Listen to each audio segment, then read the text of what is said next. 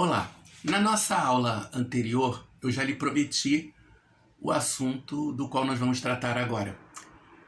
A Semana de Arte Moderna de 1922, ela inaugura o movimento modernista no Brasil.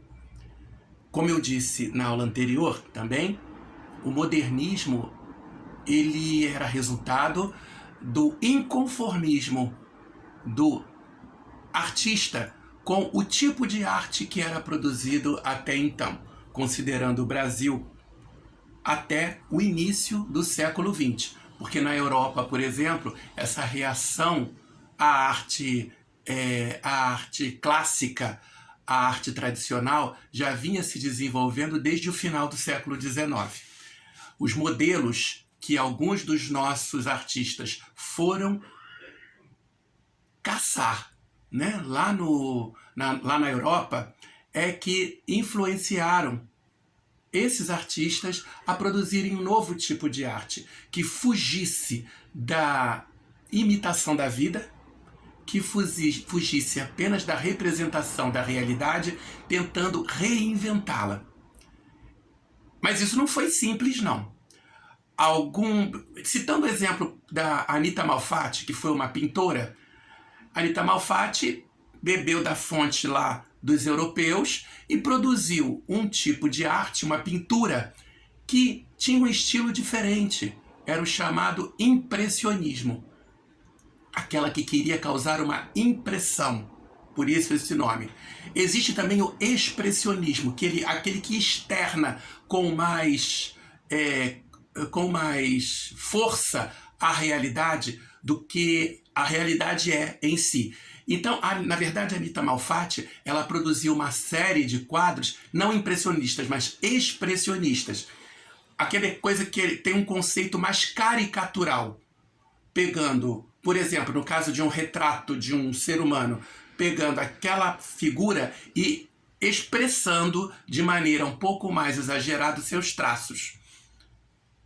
Quando isso virou uma exposição e foi apresentada, a reação das pessoas foi diversa. Algumas gostaram, algumas não. E uma das que não gostou foi Monteiro Lobato, de quem a gente tratou lá como um dos autores principais do nosso pré-modernismo.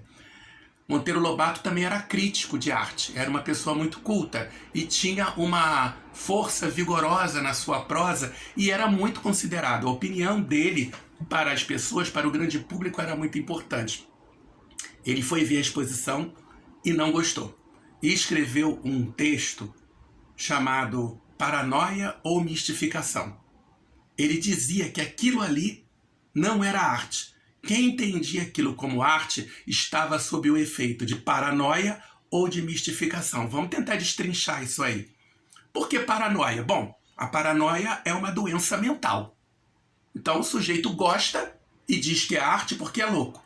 E existe também a questão da mistificação de que ele fala. Do que vem se tratar isso? Mistificação é quando uma coisa não é real, não é verdadeira, mas ela é tida por algumas pessoas como uma possibilidade de realidade. Ela é um mito, ela não é de verdade. Ela foi criada e, ao ser disseminada entre várias pessoas, acaba virando uma verdade mentirosa, um mito. Os mitos existem na literatura, mas também tem mito político, né?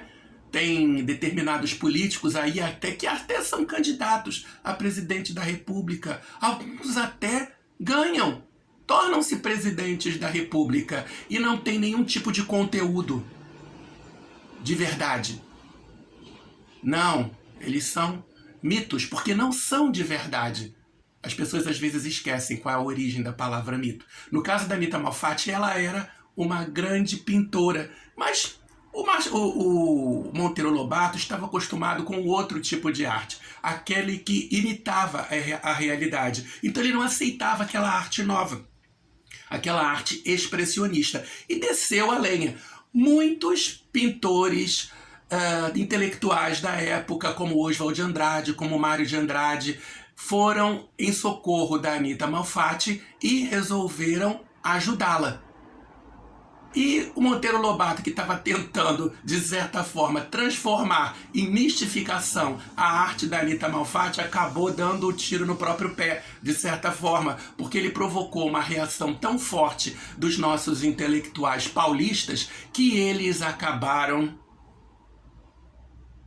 se reunindo em torno daquela ideia do modernismo. Sim, nós temos que ser livres, nós temos que ser capazes de produzir uma obra de arte que não fique imitando a realidade. A ideia da mimese já está superada, a gente tem que ter liberdade para produzir arte. Na poesia, na prosa, na pintura, na escultura, na arquitetura, na música. E aí começaram a se reunir escritores como Menotti Del Picchia, músicos como Villa-Lobos, e foram todos preparar um programa de apresentações no Templo da Arte tradicional, o Teatro Municipal de São Paulo. Lá foi realizada a Semana de Arte Moderna entre os dias 11 e 18 de fevereiro de 1922, por isso é que ela é chamada de a Semana de 22.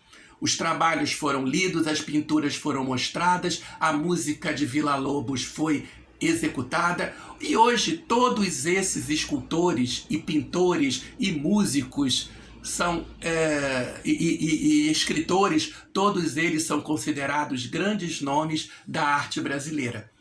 Ela nasceu como se fosse marginal, ela que eu digo é a nossa arte moderna, e hoje ninguém duvida da sua qualidade. Embora muitos de nós ainda apreciem, por exemplo, olhar para um quadro, para uma pintura e dizer: nossa, que coisa perfeita, parece até uma foto, de tão real que parece. Não é o caso dos quadros da Anita Malfatti, mas também não é o caso dos quadros de Pablo Picasso, né? Nem de Salvador Dalí, nem de tantos outros pintores, escultores, músicos que existem por aí. Até a próxima!